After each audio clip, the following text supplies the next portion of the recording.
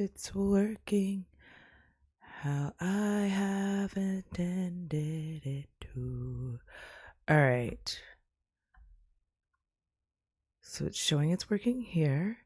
Nice. Let me just check one other spot here. Oh, wait. Duh. I could have just done it here. This is making me annoyed at myself as a human. Hi.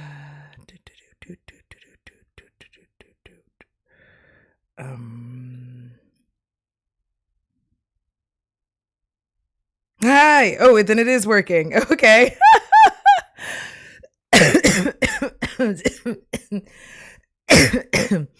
Hi, Serenity. Hi, Janet. Listen, I was just making sure I had everything set up over here before I got going. And apparently I do. So I'm gonna do it. You know, this is the home of the medium, where I talk about media and stuff. And listen, I'm so into like this border as well. I've been on my BS.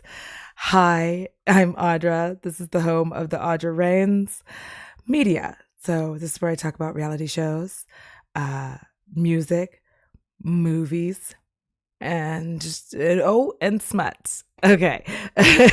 And smut that I listen to while I'm at work. All right. Have y'all been watching Love is Blind at all? Like have y'all been watching it and seen the breakups? Because I've got to start this by saying I am ace. I am aromantic, and I have a very mostly pragmatic, dispassionate view sometimes of relationships. However, the most important thing is that I am an agent of chaos. So if you're somebody, ooh, that is spicy. That's spicy. If you're somebody who's not those things, then it won't be fun. You know, like you'll watch this and have like a different view. And I just feel like when I watch Love is Blind, I think the thing that I find most interesting about it is that people who discuss it are discussing it from real world terms, which doesn't make sense because, and I've gotten sucked into it as well. Like I've gotten sucked into the concept of like, oh my God, if somebody did this, but I have to put it in the context of the show. Like when I've said before, oh my gosh, if somebody said, I love you after like 4 dates, I would lose my shit. But I keep having to remember that like in the real world, after 4 dates is kind of sus because after 4 dates in the real world, there would be like space in between each date. Like I would go to work, I would have friends to talk to, I would discuss the person that I was dating with other people. It would be all of that. However, in the show, they don't have no TV. They don't have access to their phones. So they can't, like, they just have each other. They don't have internet. Like they're just sitting there in this giant warehouse falling in love, I guess. So I want to talk about Kenneth and Brittany because I feel like they were the first real breakup. Like Matthew really is like, they tried to be like Matthew's the villain, but Matthew was barely even there. So I don't really get it. Like he was there for like this long. And Andrea, I just started. Listen, I was like, this would, because this site is not monetized, but I just want to be able to like talk about shit and not feel mad stress about it. But I think that, hear me out. I feel like whatever's going on with all the lawsuits against Netflix for Love is Blind, it seems to have some positive effects on this season. And let me just make sure that I have this set up properly. Like I just get panicky, y'all. I'm sorry. I think it has a positive, okay, good, effect on the season. And here's what I mean by that. Previously, it felt like people just had to continue even if they were no longer getting along.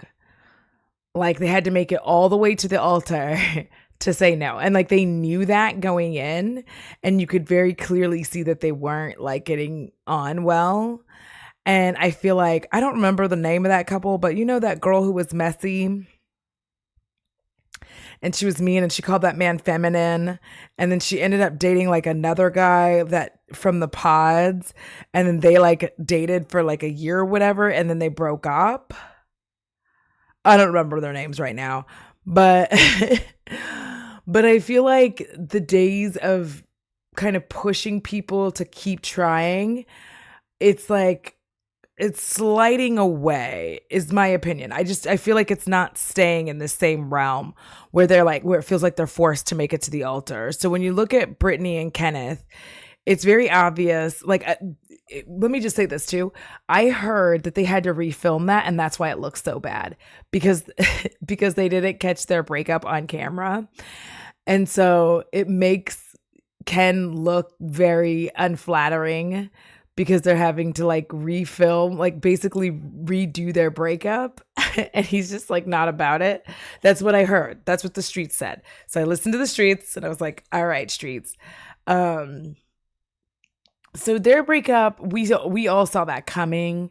I think if you were watching it, because they are proof that love isn't blind, right? Like they really fell for each other in the pods, but it was like the physical connection just wasn't there when they actually met IRL. They were like, yeah, nah, I'm good.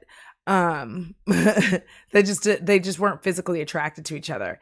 And I would venture and dare to say that she was not physically attracted to him, but she was still trying, and he could sense that. And so he was like, I'm not going to keep bothering you. Oh, let me just like see. I'm trying to make sure that this thing isn't too loud. Am I too loud? Am I shouting at you? Andrea, listen. I can't stop watching this because like it's a train wreck. I just got out of the shower. It's a train wreck, but it's like a train wreck I can't stop watching. Like I have to keep, listen, I have to keep looking at it. Because like that breakup was wild. The way he was just staring at his phone the whole time, that's what destroyed me. If I'm going to be honest, that is what destroyed me. This is so wild because I can add elements. They've done some more changes to OBS, and it's like getting more and more interesting. Anyways, I was just like looking, I was like, So that breakup was fairly uneventful with the exception of him just looking like he didn't give a shit that they were breaking up. He's like, yep, gotta do what you gotta do. The whole time he's on his phone, just like, yep, it's over for us. We just didn't make it. Like, the whole time. And she's like, and she was talking about the craving that she had. And no offense to Ken, but all offense, I would not have had a craving for him either because he just wasn't a very interesting person, in my opinion. From what they showed, he wasn't interesting. So then let us do a little rodeo ride down. Is it Laura and Jeremy? Now, I know everybody keeps, like, his name is Jeremy, but it's spelled funky, and I'm going to keep calling him Jeremy until the cows come home. Now, I remember, like, listen, I have seen the internet erupting, and I must say, before I even get started on their breakup, I need y'all to know that I am toxic. I am extremely toxic. And I'm going to just say right off the bat, when Jeremy got on that jet ski with Sarah Ann, I was screaming with laughter. I was losing it. Also, Sarah Ann and the yams. I was like, oh, Sarah Ann, I didn't know you had that back there. Come on, girl. I was losing my mind because there was just something absolutely hilarious to me about Lara over there with the girl squad around her being like, you know, girl, he doesn't deserve you. And him and Sarah had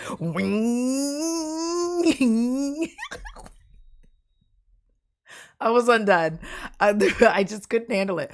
It was just funny to me. I like shit like that. I just find hilarious. And I found it absolutely hilarious that they were just like, fucks given 0. So to go backwards, let me tell y'all when Jerami was done with this relationship, okay? I have a video, I do believe, on this channel that is edited that has the scene in it. And he was done with Laura after that entire bean dip situation. I feel like it's bean dip, and I keep not being sure if it's bean dip because it's a titty slap. He was done with Laura right there, because the thing about an inside joke is you can't bring an inside joke outside. One, it's rude. And two, if you do have an inside joke with somebody, you have to explain the inside joke to like the person who's on the outside. You have to explain it to them so that they don't bring it up in the wrong situation, so they understand it.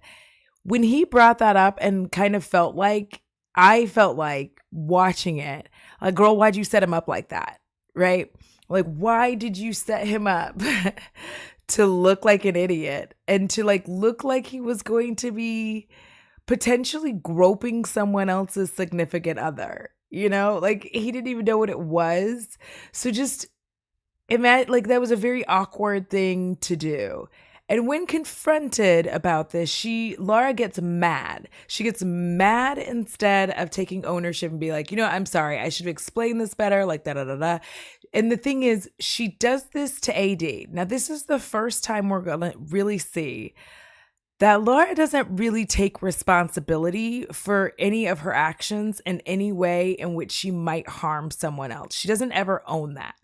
And you see it when she's talking to AD, where she just keeps being like, it's a joke. And AD was like, trying to like get Laura to engage in like, it's not really, like, it's an inside joke that he doesn't know. And so when he comes over and then tries to like, I think at this point it's Laura and Chelsea, and he comes over and Laura was very dismissive. She's extremely dismissive about other people's feelings. And as soon as I saw that, I was like, this is why you're single, girl. Like, I know why Jerami is single. Jerami is single because he does not like conflict. That's probably also part of why he cheats. Like, I'm not saying, like, I'm not a therapist or anything like that, but that's probably a big part of it as well. He is conflict avoidant, and you cannot have a conflict avoidant person in a relationship with somebody who is about the drama. And Laura's really dramatic, like very, very dramatic. Because I still, to this day, will say, based on those episodes, I don't know why he apologized to Laura for the silent treatment or any of that, because he shouldn't have. Because he didn't do anything. She was dismissive to him, to AD, and then had the nerve to be like when he tries to like come back and like, okay, like, and try to have some conversation, be like, oh, are we talking shit? And it's a joke. Like, he's obviously trying to be playful and move past the like humiliating situation of the bean dip thing. And then she's just like, oh, I can't believe you brought up we're going to have a talk when we get home. And he's like, oh, I love that for me. That's when he was done. He was finished. He began to realize, like, this isn't going to work. No. So when he gives her the silent treatment, like, listen, I'm going to tell y'all right now, my mouth is reckless. I don't even call it the silent treatment. I call it gathering my thoughts. You don't want me to talk to you when I'm pissed off. Because the thing is, what I'm saying is true, but the delivery is extra mean. If I don't go calm down for however long it takes me to calm down, I'm going to say some shit. All of it true, but I'm delivering it in the meanest way possible. You know? Like when I told my ex-husband, you are just like your mom. Whew, child. That was a shot through the heart. Like, but I wasn't calm.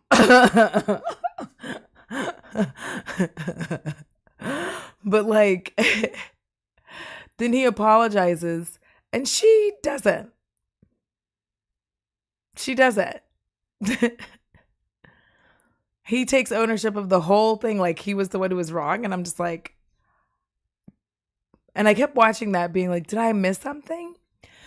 So then we get to the very infamous, he's sitting there, sunglasses on, in a huff, so pissed off, that he's gonna have to have this conversation about why he was out to 5:30 or 6 o'clock in the morning with Sarah Ann. But he wasn't with her the whole time. He was like with his buddies, and then finds out that Sarah Ann was like gonna be there. Now I 100% believe he did want to see her and talk to her in person. I'm not gonna like give him any passes on that. I also don't give him passes for like being out that late. But I just I feel like people keep saying he cheated, and I don't feel like I don't know. Maybe it's just like me taking it for granted that that everybody's being honest, because to me Sarah Ann did confirm at the barbecue that he did not go up to her apartment and that he just drove her home. And I think that and I don't know why everybody's painting Sarah Ann to be a villain. Wild behavior. Y'all are just out of your minds if you're like, Sarah Ann, that bitch. Okay, again, this is not regular world dating. And I also just want to throw out there that if you were like falling for somebody in a situation such as this where you didn't ever see them, you have a lot of unresolved feelings. And now it's like you run into them in a public place and it's like, let's talk. Let's just talk about shit. By this point, also, I'm not saying it's right. By this point, Jerami has been like, enough is enough. And has basically like checked out of the relationship with Laura. She just seems very like brusque, very like dirt off my shoulder. Like, I don't know. I've never liked her from the beginning. I don't like her attitude. Also, if you had noticed, like her arms always get like really red right here when she's upset. Ooh, this is my bruise from work, y'all. Look at that thing. I just want y'all to know those CBUs, these are from those CBU mailboxes. They are so harsh. And my arms are so small. So every time I get like one hit from one of those metal things, it is very painful. Anyways, so he's out. He's doing his thing with Sarah. And obviously, yes, get out of my house. Like, we don't need to be doing all that. But here's where things get funny to me, okay? When they both show up at the barbecue, I feel like one of the things that people are missing... Ooh, is that a knife? Sorry, my ADHD is like out of control right now. One of the things that absolutely destroys me is Laura shows up, sans the ring. Like, so at this point, we're only able to infer, obviously, that like it's over because we don't really know what's going on with them at this point. Like, we just know that they're mad. He tried to send her flowers and she didn't accept them. To which I would say, girl, if you don't want to date, that's fine. If you're done with him, that's fine as well. But you need to express that, because I'm not going to grovel for somebody that I just met. Like, we've only been together for like 2 weeks. And I made a mistake, or whatever it is that you want to call it. I tried to put out an olive branch to see if we could talk, and your response was no thanks. All right, girl, bye. So when she shows up, she's not wearing the ring, and she's, telling all the girls about it, gathering the girl army. And Jeremy's saying, listen, I just like... we had this argument. I tried to reach out to her. She wasn't having it. And I was like, fuck it. I'm done then. And that seems to be the same for both of them. Like, when he says he tried to like call her office to like do this thing, and, and she was like, no, thanks. They're corroborating that he did try to reach out. So what kills me is when they're like, okay, it's over or whatever. I'm starting to laugh. I'm sorry. And then she's like, okay, well, I'll just get over there and pack up my shit. And he goes, I already did that.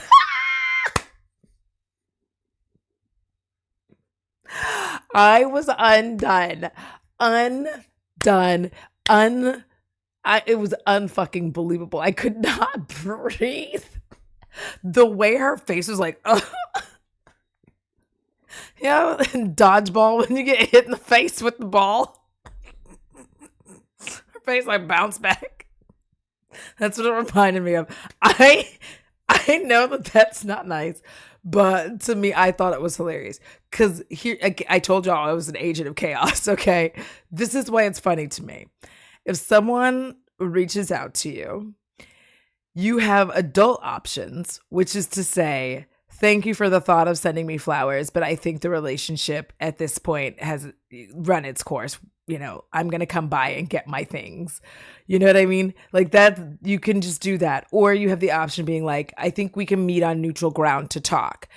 Responding, no, thank you, is childish.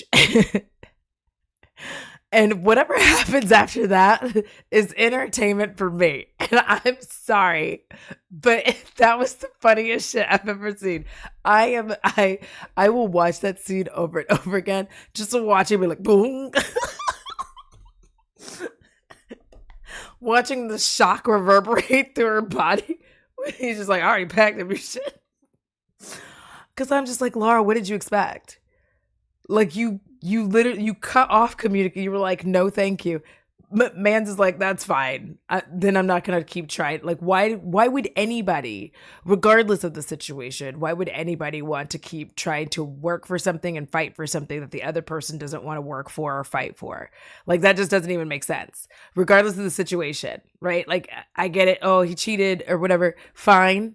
But I'm just saying, if you don't want to work it out, then just say so. Don't be over there texting the girl army and telling them all this stuff and being like, and I'm gonna do, and whatever it is that you're doing, instead of having like the adult conversation with him that needs to be had. Because like you waited, now you're at this barbecue, everybody's here, and I, again, agent of chaos, I agree with him. Like, okay, well, it's really tense. Can we just chill and like have a good time? Like, we don't have to talk to each other, but can we just like be chill? And she's like, no. And I'm like, girl. He's not talking about the two of y'all like being friends. He's basically just saying like, can we just not do this shit here? Because I'm conflict avoidant. And honestly, it's making everyone uncomfortable to be around us with all this tension in the air. So can you let it go for tonight or what? And she's just like, no, man, and goes over to the girl army. And then, Jerami takes off with Sarah Ann on the jet ski. And I'm sorry, that was a good move. Like, people are like, oh my God, I can't believe they did that. I can. Have you ever been unhappy on a jet ski? Not me. Not me. When you are on a jet ski, it's the most joyous time of your life. All your problems just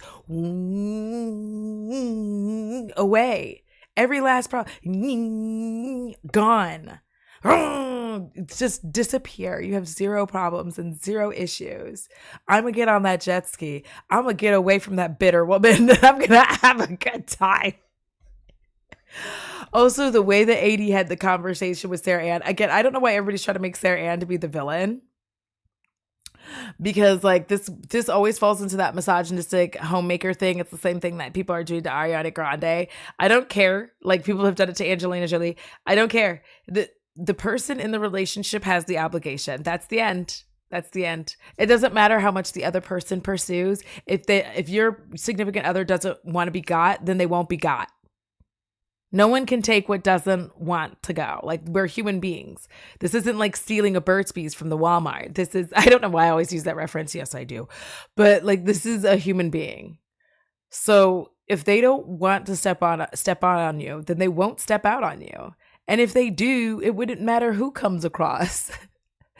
Like, as long as it's somebody that they're interested in, they're gonna step out. The end. You're not gonna win that. You're never gonna convince me that like, home wrecker, man stealer, like, no. Like, this is a very unique situation in that like she was correct in being like, hey, if there's a door open, like, I'm coming in a window. Listen. Was it crass? Maybe a little uncouth? Perhaps. But it's not like she like fell onto his Johnson in the car and was like, they got caught and like, come on, ride that train and ride it, woo, woo.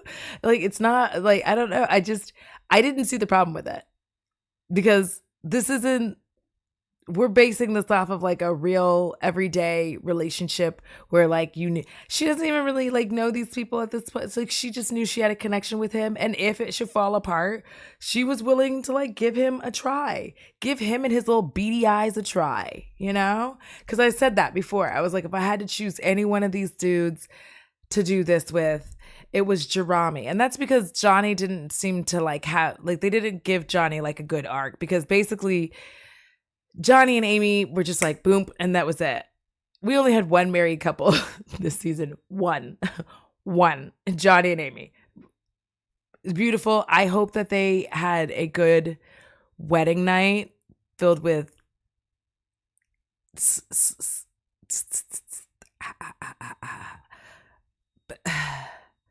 those are my sound effects. You would think I've never done it before. I'm like, so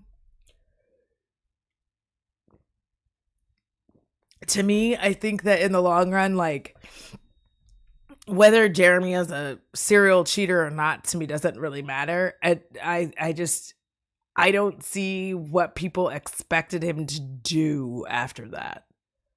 Like after he got caught out at night like that, what were they expecting him to do? Because I know people were like really excited about the way that Laura like went after him in the conversation. I'm not, but that is because, again, I've gone to therapy and I was like, girl, you yelling at him is not going to fix the situation, and it's not going to get him to talk. You can't put people on the defensive, especially in relationships. You have to leave room. Like she should have come in and been like, I'm glad you're home. I was a little worried that something had happened to you in the night. You know, when I reached over and I didn't see you in the bed, I was a little concerned that maybe something happened to you because, you know, there's drunk drivers, there's all of these things. So it's good to see that you're home. So what happened? And like leave it open for him to just spill all of his secrets. But yelling at him, at someone who's very obviously conflict avoidant. Okay. So I just felt like she was more interested in like being dramatic and screaming and yelling than she was in actually fixing any problems. And he was interested in getting the fuck out of there. So that's what happened there. Now we head to the piece de resistance. Chelsea and Jimmy. I don't have words for how much I cannot stand Chelsea. I don't get it. And here's what I'm going to say. I'm talking about the show. I'm not talking about the blogs. I'm not talking about the TikToks. I'm not talking about all the things that happened after and allegedly this and allegedly that. I'm talking about what we see on the show. When Chelsea breaks his trust and says like about him having slept with one of his friends a while back, I don't know what to, like. Why would anybody be on her side about that? Because here's my problem. I genuinely listen. If your significant other cannot have friends of the opposite sex, this is going to be in very binary terms. Neither can you, so it has to be reciprocated. Neither one of you can have friends of the opposite sex. But one of the things that I said this in a TikTok because I'm a weirdo and randomly I just do TikTok. That the reason that everybody likes Jimmy so much when they're like talking in the pods and et cetera is because he is emotionally mature. He has an emotional maturity that most men his age and just generally don't have. He's able to calmly discuss things. He doesn't get super heated. He doesn't scream. He doesn't yell. He doesn't name call in a situation. He does a repeat back, which is something that you should do in like, especially in couples therapy. Like if somebody says something and you repeat it back. So what you are saying to me is blank, so that you're confirming what they said. And you're also saying it out loud so that both of you are saying like, yep, that's what's happening. And it's harder for either one of you to act like that's not what was said, right? So it's like a reaffirmation. So he listens, all of this stuff. And for a lot of men, Not all, obviously, but for a lot of men, the only way that they're gaining that kind of emotional maturity and empathy and empathetic nature is because they have a lot of women in their lives that they respect. So, and that like they've been taught that kind of respect. They have a lot of women in their lives that they respect.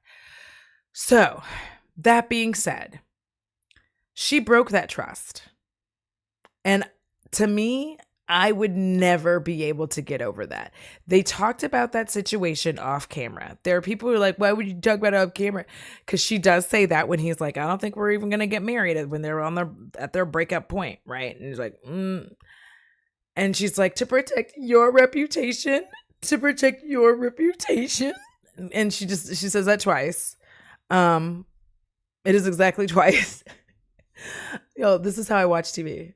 Like, this is why it's one of my special interests, because I'm just like, And she's very deliberate in putting it that way about him protecting his reputation, which I find very interesting that she keeps putting it that way.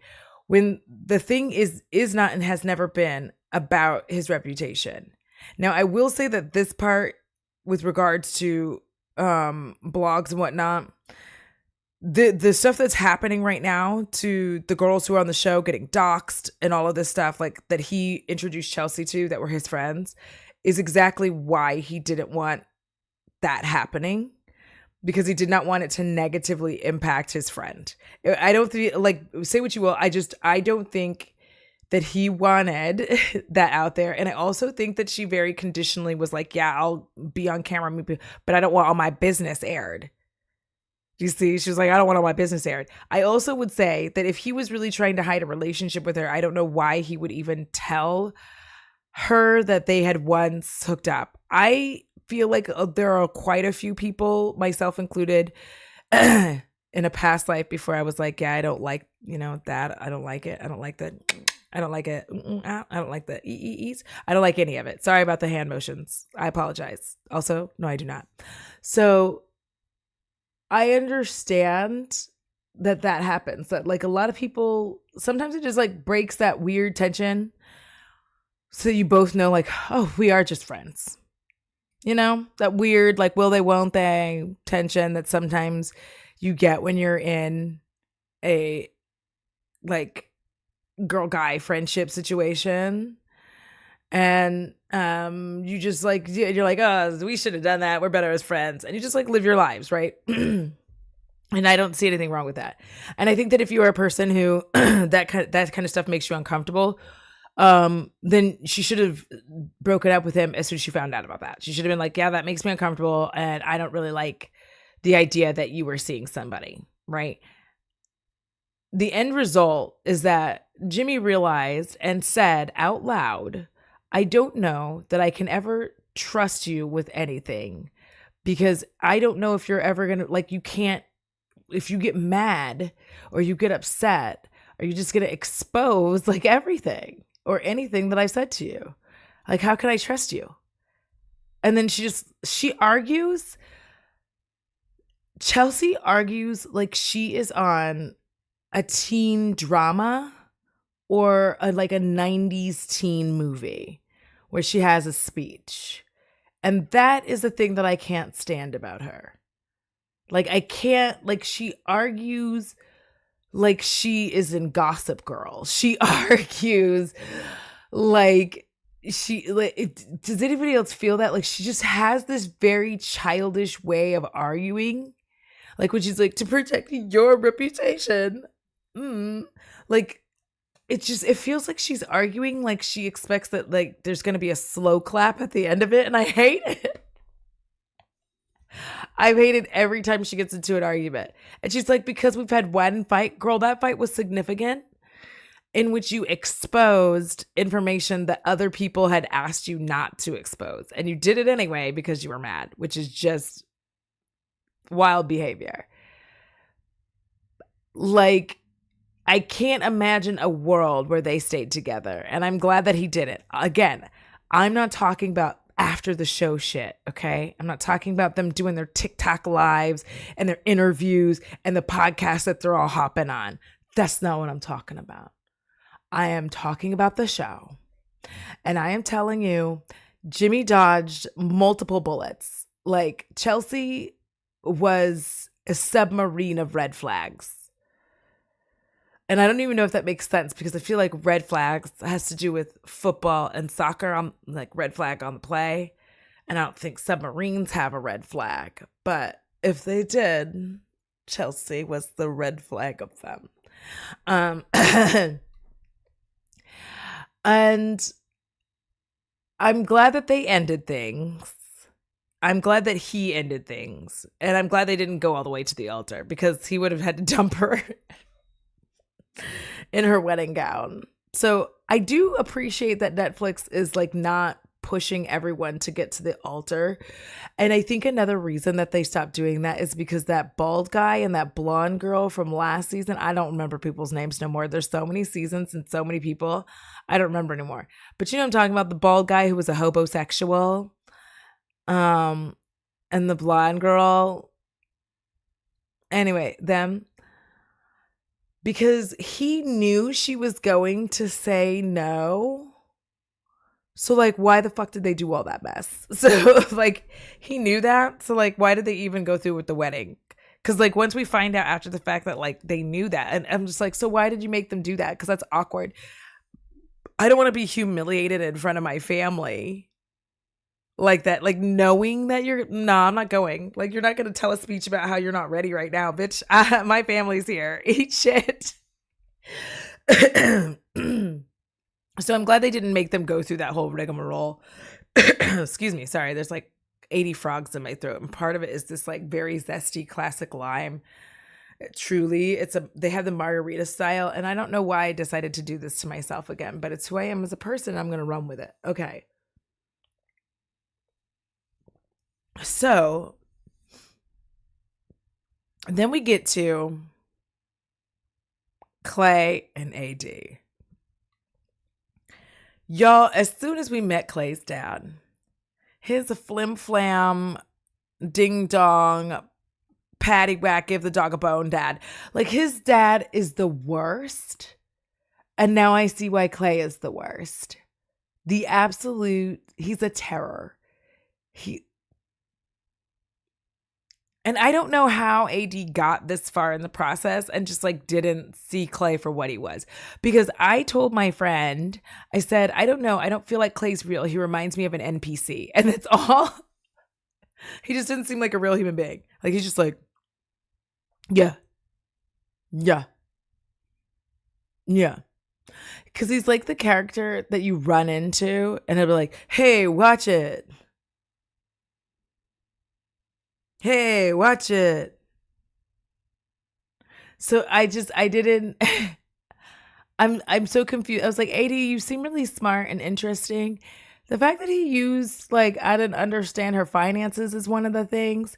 And then for him to say, I don't think I understood, like, the impact of getting married, or I don't think I understood how big this. I was like, how could you not understand? And then to later go, I want to get married. Sir, you could have got married today. But you didn't. I have to commend AD for having the sense to like look at him and go, I felt like you got all of these things and you used me to do it. Like, you used me to better yourself. And Clay is the exact reason that I think that, you know, straight women don't want to date men anymore. They just want to be single and have loads of animals in their house instead. Because this man did exactly what so many women are tired of men doing, which is like using her to build himself up and to grow as a human being. Like, Serenity, you are correct. Clay was bizarre. I know people like him who explode out of nowhere and it's ridiculous to watch. And AD kept going with it because she's a bit of a pick me. Yeah, she was. And then she just realized at the end, she was like, no, I'm not gonna keep doing, I'm not gonna beg you to pick me in the end. I love that she said that. It was very bizarre. Like, I don't know why she kept going with it, because I was like, girl, are you watching the same show I'm watching? This man has talked about cheating one too many times for my liking. And I don't feel like he's giving you his all. You're giving and he's giving nothing. The fact that his whole speech was just like, AD, you've changed me so much. You've helped me grow so much as a person. This is exactly, I'm like, y'all, just stop dating these men. Okay? You are not a teacher. That's not what we're doing here. Excuse me. He was a user and he just used AD to level up. And I hate that for her. Like, I just felt she was so beautiful in that dress too. Like, so beautiful. Her body is just, her body tea for real.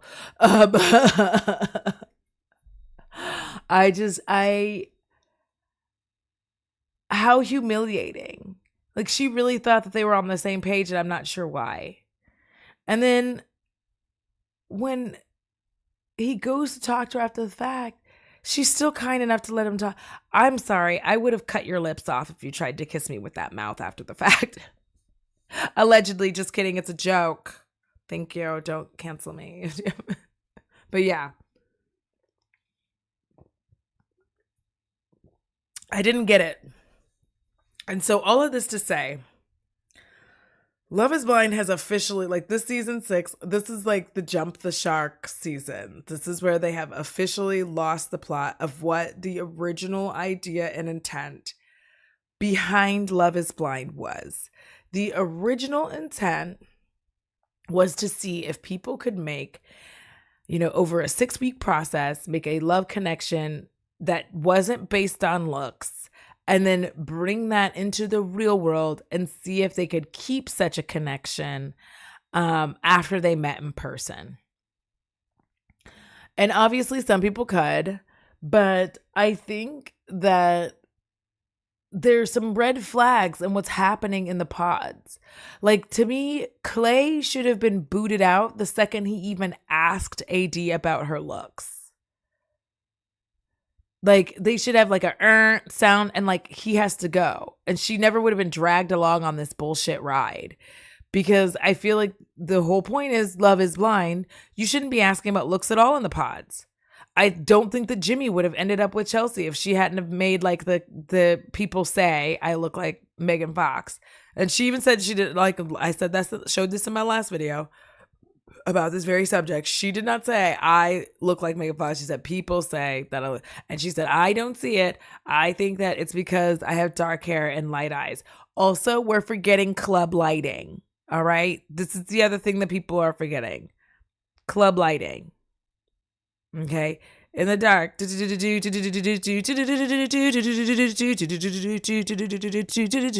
like when you're like that and it's dark, Megan Fox. So like, let it go. But I feel like if you're gonna be allowed to talk about looks, which defeats the point of the show, then it's not Love is Blind anymore. It's like love is a see-through blindfold where you can kind of describe yourself, because you're not really supposed to be doing that. And I don't know why they're letting people make it through after they've done that anyway. Also, the previous seasons, if y'all remember, previous seasons, like the, I don't want to call them rejects, but the unmatched, they didn't see each other again until like a while later. Like, it wasn't, I'm only hot when it's dark. Same. I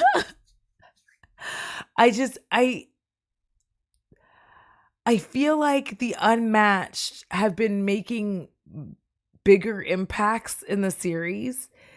And I feel like it just kind of keeps getting worse, where it's like the unmatched are showing back up after the fact a lot in the DMs.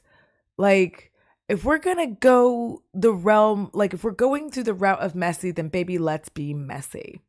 What they need to start doing is it needs to be you couple up and then like it's like between you and like one other person. Let's say it's me and I'm choosing between I almost threw up having to say this, but let's say I'm choosing between like Jimmy and Jerame. Okay. I don't want to use Clay because is he real?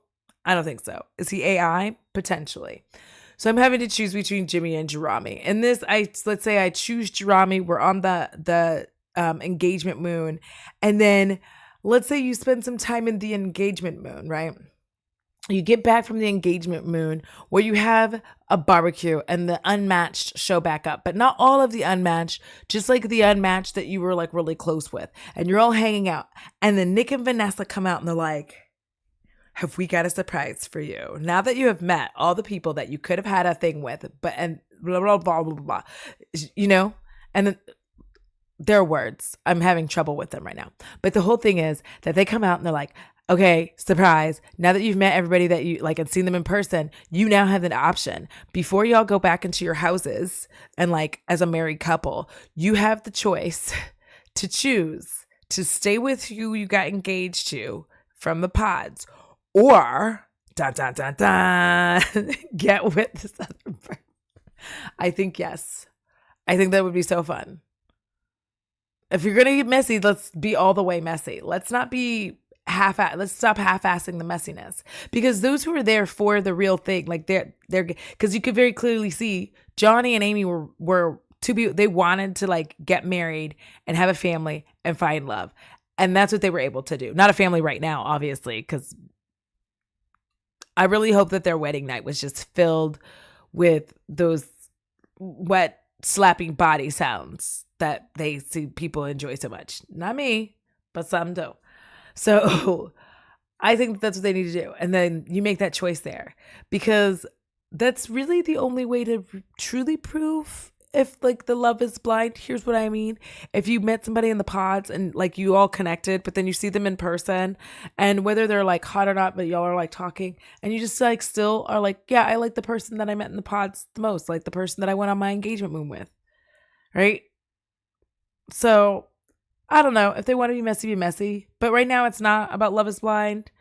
It's just about like how much mess can we make. And again, the pod episodes are so long for no reason.